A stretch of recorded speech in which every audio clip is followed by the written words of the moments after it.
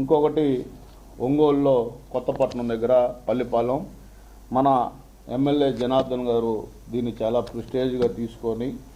గతంలో ఎంచుకున్న స్థానంలో కనుక పెడితే ఇది చాలా ఎవరికి ఉపయోగం ఉండదని ఈరోజు పల్లెపాలెం అయితే అందరికీ అనుకూలంగా ఉంటుంది. ఈ ప్రాంతం అందరికీ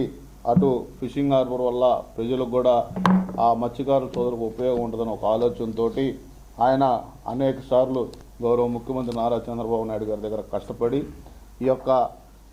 కొత్తపట్నం ఫిషింగ్ హార్బర్ని గౌరవ మంత్రివర్యులు బీసీ జనార్దన్ రెడ్డి గారు కానీ అచ్చెన్నాయుడు గారు కానీ అందరం కష్టపడి ఆయన విజ్ఞప్తి మేరకు ఈరోజు ఈ కొత్తపట్నం ఫిషింగ్ హార్బర్కు కూడా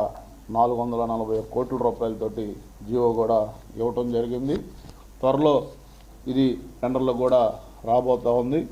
దీనికి శాసకీయ స్కీమ్ కింద కూడా ఫండ్స్ కూడా అలాట్ చేయటం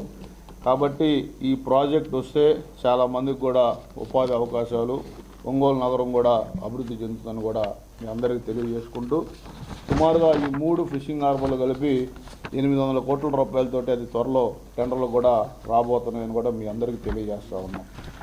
ఈరోజు మ్యారిటైమ్ ద్వారా సుమారుగా ఈ ఆంధ్ర రాష్ట్రంలో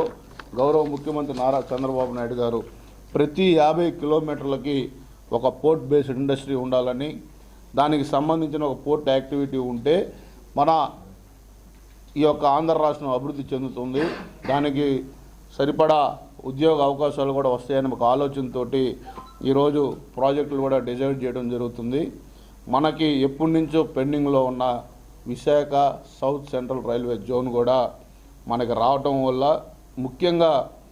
అది ఎక్కువ ఈ యొక్క మ్యారిటైమ్ రంగానికి ఉపయోగపడుతుంది. ఎందుకంటే ఆ రైల్వే జోన్ రావటం వల్ల